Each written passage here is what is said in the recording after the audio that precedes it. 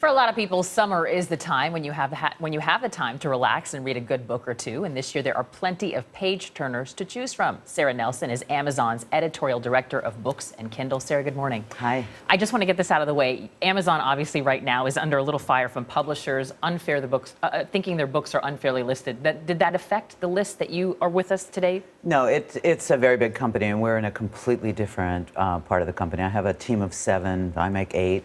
And what we do is, I know it's going to sound really onerous, we read for a living. We read a lot of books every month, and we choose the best books of the month, the best books of the season, best books of the year, that kind of thing, and interview a lot of authors. We're entirely by our choice. We're the curators, and we have nothing to do with the business of Amazon. So let's get to the list. At the top of the list, and this book is very highly anticipated, is Hillary Clinton's memoir, which is called Hard Choices. Right. Have you read it yet?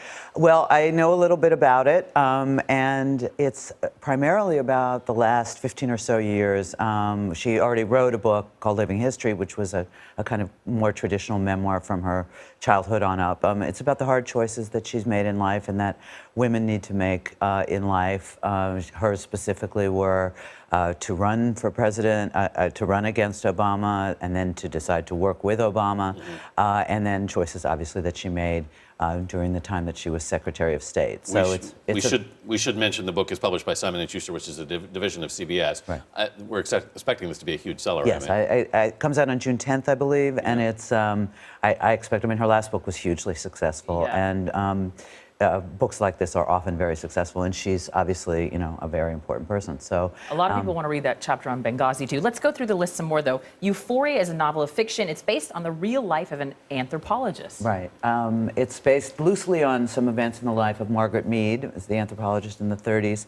But if that makes it sound wonky or super serious, it's not. It's brainy, but it's a really, really fun novel. It's, as somebody said about it, it's about a woman who goes into the jungle with one husband and comes out with 2. I don't think I need to say any more. Another favorite of yours in fiction is the book of Unknown Americans. Yeah, this is a book that's sort of snuck up on us a little bit at Amazon, but it's a novel told in many voices of Latin American peoples, South and Central Americans who'd come to this country and live in one apartment building in Delaware, and the love affairs and various things that go on, but really about what it means to be an American and what it means to have come here and what it costs and what you get. And I think it could be a sleeper hit this summer. The next book on your list is another one by Simon & Schuster, published by them, a division of CBS, and it is War of the Whales. It's about the environmental battle in the oceans. Yes, it is. It's sort of an environmental whodunit.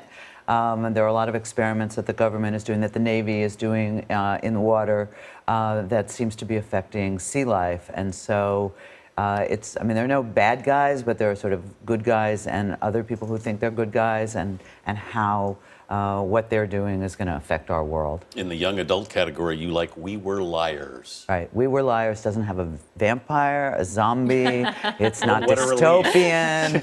It's just about an ordinarily messed up family, a wealthy family that summers in a place like Nantucket, and the secrets and things that come up during the course of that. We want to get quickly to the last book on your list, The Truth About Harry. Is it Kubert? I think it's Quebert. It was originally in French. It's by a young Swiss writer. He wrote it originally in French, except that it's all about an American academic environment. It's about an author who goes to try to solve a mystery involving his former teacher, and it's like a big comic book, but in a good, fun way.